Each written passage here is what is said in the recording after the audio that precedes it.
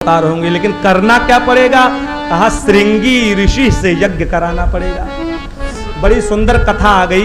ये श्रृंगी ऋषि कौन है? वशिष्ठ जी कह रहे हैं श्रृंगी ऋषि से यज्ञ कराओ, यज्ञ जब होगा तभी पुत्र की प्राप्ति होगी। ये श्रृंगी ऋषि राजा दशरथ के दामाद हैं। आप सोच रहे होगे ये कैसे?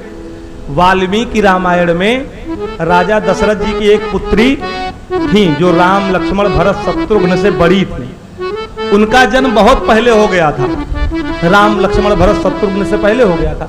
कौशल्या जी की पुत्री थी, इनका नाम था शांता। वाल्मीकि रामायण में शांता नाम था। तो ये शांता बड़ी रूपवती थी, बड़ी गुणवान थी, धनुर्विद्या में निपुण थी। और अंग देश के राजा थे रोमपाद, उनकी पत्नी थी वर्षणी देवी। वर्षणी देवी कौशल्या की बहन थी। तो एक बार अयोध्या आई, पति और पत्नी राजा रोमपाद और वर्षणी देवी दोनों आई। तो कौशल्या जी और राजा दशरथ जी बैठे रहे, बातें होती रही।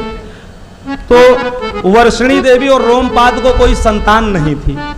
तो बातों से ऐसा लग रहा था कि बड़े कष्ट में हैं, बड़े दुखी हैं। और उसी समय उस शांता को उन्होंने देखा तो मन में लालसा उत्पन्न हो गई कि ऐसी पुत्री हमारी भी होती तो कितना हमारा सौभाग्य होता, कितना अच्छा होता। राजा दशरथ भाव को समझ गए कि मेरे पुत्री के ऊपर इनका आकर्षण है, इनको कोई संतान नहीं है। तो राजा दशरथ ने कहा महाराज ठीक है, हम आपकी भावना को समझ रहे हैं, ये अपनी पुत्री शांता को हम आप ही को दे दे रहे हैं। गोद दे दिया, कहा ले जाइए आप, इनका पालन पोषण के लिए। शांता को राजा रोमपाद लेकर के अपने अंग देश चले आए। तो एक दिन एक ब्राह्मण देवता अंग देश में राजा रोमपाद के यहाँ गया कुछ मांगने के लिए, भिक्षाटन के लिए। तो राजा इसी पुत्री से शांता से बातें कर रहे थे और ब्राह्मण की उस बात पर ध्यान नहीं दिया। तो बिना भिक्षा लिए वो वापस चला आया, अपने आप को अपमानित महसूस करता हुआ। जब वापस चला आया तो इंद्रदेव क्रोधित हो गए कि एक ब्राह्मण का अपमान राजा रोमपाद ने कर दिया, इसलिए क्रोधित होकर के उन्होंने वर्षा ही नहीं की। अकाल पड़ गया अंग देश में, इतना अकाल पड़ा लोग भूखों मरने लगे, त्राहिमाम त्राहिमाम मच गया। राजा सोचने लगे भाई कौन सी गलती हो गई जिससे अकाल पड़ गया। ऋषियों को बुलाया, महात्माओं को बुलाया, मीटिंग बैठाई गई। सबने निर्णय किया कि आपके राज्य में एक ब्राह्मण का अपमान हो गया और उसी अपमान के कारण अकाल पड़ा है। अब ये अकाल दूर कैसे होगा? कहा विभांडक ऋषि के पुत्र थे श्रृंग, ऋषि श्रृंग, जिसका नाम श्रृंगी है, इन्हीं को श्रृंग कहते हैं, ऋषि श्रृंग। तो ये विभांडक ऋषि के पुत्र हैं और जंगल में रहते थे। संसार वालों से कोई इनका आना जाना था नहीं। तो ऋषियों ने कहा अगर वही श्रृंगी ऋषि आ जाएं और वो आकर के यज्ञ करें तो पुनः जो है वर्षा होने लगेगी, पृथ्वी हरी भरी हो जाएगी। लेकिन वो आएंगे कैसे? कहा उनके लिए पहले कुछ सुंदर नवयुवती स्त्रियों को भेजो, क्योंकि वो देश दुनिया को देखे नहीं है, वो तपस्या में रहते। तो राजा रोमपाद ने तमाम अप्सराओं को भेज दिया, जाकर के पहले उनकी तपस्या को भंग करो, माने उनके ध्यान को इधर केंद्रित करो संसार की ओर। तो तमाम अप्सराएं नृत्यांगनाएं गईं और कई महीनों तक ऋषि श्रृंग को अपनी ओर आकर्षित करती रहीं। अच्छी अच्छी मिठाइयां, अच्छे फल, नृत्य आदि दिखावें। तो धीरे धीरे जो है ऋषि श्रृंग मोहित होने लगे। एक दिन पूछा भाई कौन हो तुम, क्या चाहती हो? तो उन्होंने कहा हम हमारे राजा रोमपाद हैं, वो आपको अपने राज्य में बुला रहे हैं, हमारे साथ चलो। तो वही नृत्यांगनाएं आगे आगे चल रही और पीछे पीछे ऋषि श्रृंग, जिनको श्रृंगी ऋषि कहा गया, पीछे पीछे आए, चल रहे हैं। तो नगर में आ गए। जब नगर में आए तो राजा रोमपाद ने बहुत दिव्य अद्भुत स्वागत किया, पुष्प की वर्षा कराई, आरती किए, चरणों को धोया, इतने सिद्ध महात्मा, और आसन पर बैठाया। कहा महाराज हमारे राज्य में अकाल पड़ा है और ऋषियों ने कहा है अगर आप यज्ञ कर दो तो निश्चित है वर्षा हो जाएगी। तो ऋषि श्रृंग ने कहा, श्रृंगी ऋषि ने ठीक है व्यवस्था करो, हमारे आचार्यत्व में यज्ञ हो जाएगा। व्यवस्था होने लगी, सारी तैयारियां हुई। वही श्रृंगी ऋषि ने विशाल यज्ञ किया यज्ञ से प्रसन्न होकर के इंद्र देवता ने वर्षा की, पुनः पृथ्वी हरी भरी हो गई और अन्न उत्पन्न होने लगा, सारा अकाल दूर हो गया। राजा रोमपाद प्रसन्न हो गए और अपनी पुत्री शांता का विवाह श्रृंगी ऋषि से कर दिया। वही शांता जिसको राजा दशरथ ने इनको गोद दिया था, इन्हीं का विवाह श्रृंगी ऋषि से कर दिया। अब श्रृंगी ऋषि पत्नी के साथ अपनी कुटिया में आ गए, रहने लगे।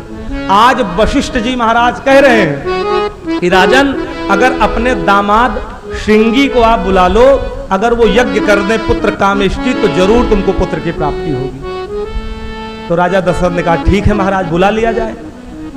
तो सुमंत को भेजा गया ऋषि श्रृंगी को बुलाने के लिए। सुमंत आए, सुमंत ने सूचना दी तो ऋषि श्रृंगी ने कहा हम आएंगे जरूर, लेकिन अपनी पत्नी को साथ में लेकर के आएंगे, माने शांता को साथ में लेके आएंगे। अयोध्या तपस्या करने आएंगे, यज्ञ करा देंगे, लेकिन अपनी पत्नी को लेके आएंगे। राजा दशरथ तक सूचना पहुंची। राजा दशरथ ने सोचा, जैसे अंग देश में अकाल पड़ गया था, अगर कहीं शांता को लेकर के श्रृंगी ऋषि हमारे यहाँ आ गए तो हमारी अयोध्या में ना अकाल पड़ जाए, इसलिए वो चाह रहे थे कि शांता ना आए। लेकिन श्रृंगी ने कहा अगर शांता नहीं आएंगी तो हम भी नहीं आएंगे। वाल्मीकि रामायण में कथा है। तो राजा दशरथ ने कहा ठीक है, अगर आपकी ऐसी बात है तो उनको भी ले आओ।